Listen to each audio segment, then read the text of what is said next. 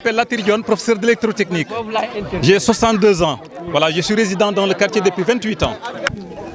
Au regard des photos et des vidéos qui s'offrent à vous, vous conviendrez avec moi que Diourbel est dans un genre particulier de cité urbaine. Comment éviter des inondations chaotiques dans une commune où les bassins de rétention sans pompe, je dis bien sans pompe, se situent en hauteur par rapport aux zones inondables de la localité? Comment éviter des inondations chaotiques dans une commune où les canalisations s'arrêtent au beau milieu des quartiers populaires? Comment éviter des inondations dans une commune sans assainissement? Et comment éviter des inondations dans une commune sans route goudronnée selon les normes topographiques? Des projets et des chantiers inachevés, des réalisations bâclées, Diourbel est coutumier du fait. Permettez-moi de vous le répéter. Des chantiers inachevés, des réalisations bâclées, Diourbel est coutumier du fait.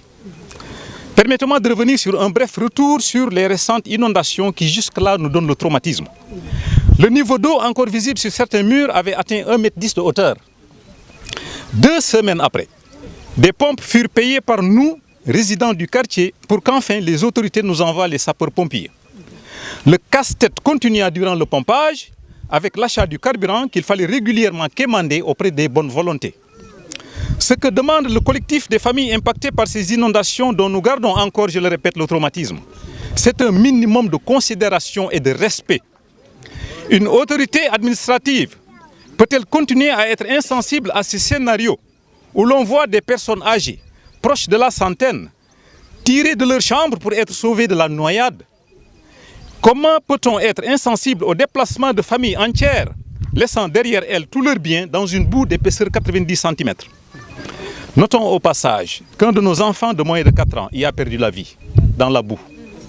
Nos pensées vont à sa famille et à ses proches. Vous, les autorités administratives de Diourbel, combien de temps encore allez-vous continuer à nous dire que notre budget est limité et que vous n'êtes pas les seuls dans cette situation chaotique?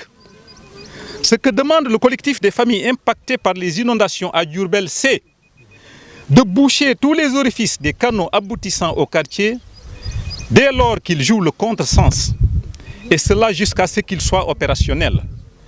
Nous vous demandons de dévier les cours d'eau par un système de drainage urbain. Nous voulons que vous décrétiez les bassins de rétention de la commune à chaque début d'hivernage.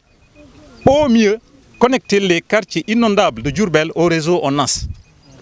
Soyons plus précis dans nos propos. L'immense quartier Cheikh Anta Mbacké a toujours été transformé en fosse septique durant les saisons des pluies. Plus jamais ça. Je dis bien encore, plus jamais ça.